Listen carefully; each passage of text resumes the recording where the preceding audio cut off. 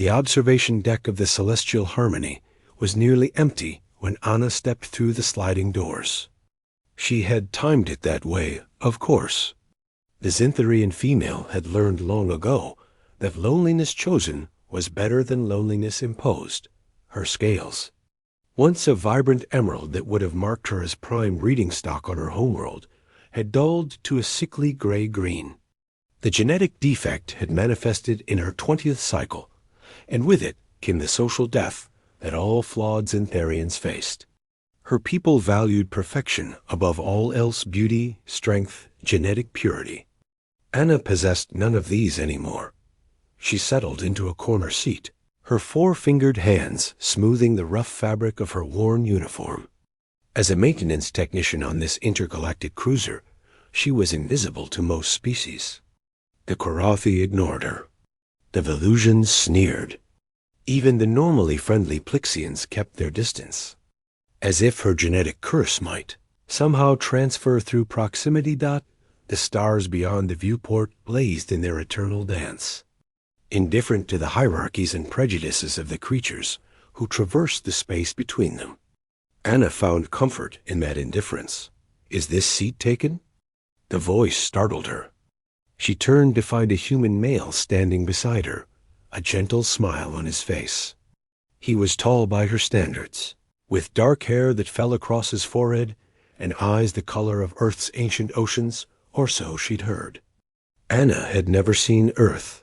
"No one sits near me," she replied, her translator rendering her clicks and whistles into standard. It was meant as a warning, not an invitation. "Good," the human said, settling into the seat beside her with an ease that suggested he belonged there. "I'm Alexander. Mind if I join you anyway?" Anna's secondary eyelids flickered in confusion. "Did you not hear me?" "I said no one. I heard you." Alexander stretched his long legs out before him, perfectly relaxed. "I'm someone, though, so I figured the rule didn't apply." Despite herself, Anna felt the corners of her mouth twitch a Zintharian smile. "You're strange. Even for a human, I've been told." He pulled out a small container and opened it, releasing the scent of something sweet and warm. "Cookie? I made them in the rec room kitchen. Chocolate chip. Well, chocolate-adjacent chip. Hard to get real Earth chocolate out here, but the Andromedan substitute is pretty close." Anna stared at the offered container. "Why would you share your food with me?" Alexander tilted his head, genuinely puzzled. "Why wouldn't I? You're sitting here. I'm sitting here. Seems like good company for cookie eating." "I'm defective," Anna said bluntly, lifting her arm so he could see where the scales had dulled completely, revealing the sickly skin beneath. "Genetic failure. My people cast me out. I'm worth nothing." The human's expression shifted then, but not in the way Anna expected. His eyes didn't fill with pity or disgust. Instead, something fierce flickered in their depths, something that looked remarkably like anger, though not directed at her. "Well," Alexander said slowly, "your people are idiots." Anna's crest flared in shock. "You cannot." "I absolutely can." He selected a cookie and took a bite, chewing thoughtfully before continuing. "Any species that determines worth based on scale color or genetic perfection is fundamentally broken. Not you. Them. You don't understand Zintharian culture. Don't need to." Alexander turned to face her fully, and the intensity in his gaze made Anna's breath catch. "Here's what I understand. I've been on this ship for 3 cycles now. I've watched you work. You fixed the environmental controls in Sector 7 when everyone else said it couldn't be done. You rerouted power during that solar storm, probably saved a dozen lives. You leave little packets of that Korathi nutrition. Gel near the Korathi younglings' quarters. Because you noticed they get hungry during long shifts and are too shy to go to the commissary." Anna's scales flushed darker a Zintharian blush. "How did you—" "I pay attention," Alexander said simply. "And here's what I've noticed. You're kind, brilliant, and dedicated.